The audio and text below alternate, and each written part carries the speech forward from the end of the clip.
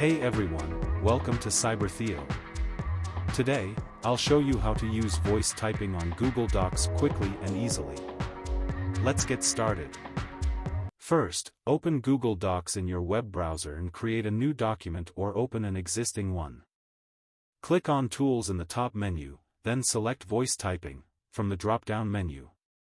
A microphone icon will appear on the left side of your document. Click the microphone icon to start voice typing. Speak clearly into your microphone, and your words will appear on the document in real time.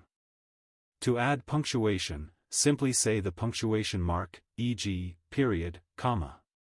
To stop voice typing, click the microphone icon again.